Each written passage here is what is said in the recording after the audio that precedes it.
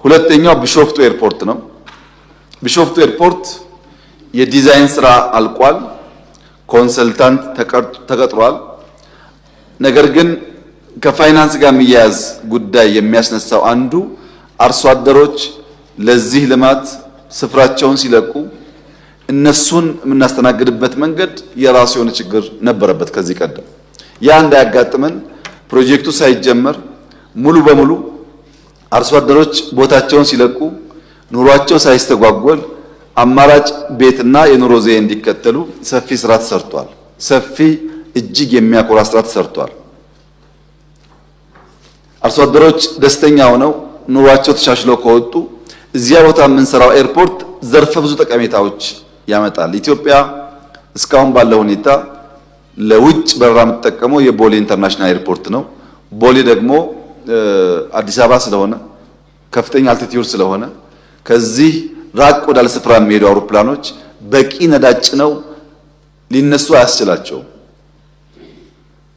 እና የግድ ዋሽንግተን የሚሄድ አውሮፕላን ደብሊን አርፎ ነዳጅ መቅዳት ይጠበቅበታል። አሁን የመረጥነው ቦታ እነዛን ችግሮች የሚፈታ ነው። በቂ ነዳጅ ነው በአንድ ጊዜ ረዘም ያለ ቦታ መጓዝ ይችላሉ። በመውረድና በመውጣት ያለውን ኮስት ያው መገመት ይቻላል። ከዚያ በተጨማሪ ከ100 ሚሊዮን ፓሴንጀር በላይ በአመት የሚያስተናግድ ስለሆነ በአፍሪካ የመጀመሪያው ትልቁ አየር መንገድ ብቻ ሳይሆን ትልቁ ኤርፖርትም ይሆናል ማለት ነው። ይሄ ኢትዮጵያ በቀጣይነት በአየር ትራንስፖርት ውስጥ ሀብ ሆነ አፍሪካ ውስጥ አፍሪካን ከተቀረው ኮንቲኔንት ለማገናኘት ያላትን መሻት ለማሳካት በእጅጉ የሚያግዝ ነው። ከለውጥ በኋላ በርካታ የማስፋፊያ ስራዎች ተሰርተዋል። ቦሌ ወደ 20 ከዛ በላይ ሚሊዮን ፓሴንጀርስ አሁን መጠቀም ይችላል። ቦሌ ላይ ግን ሞልቷል፣ አልቻለም። ከዛ በላይ ቶሎ ካልተዘጋጀን በቀር ከዚህ በላይ ማስፋት እድል ስለሌለ እንቆማለን።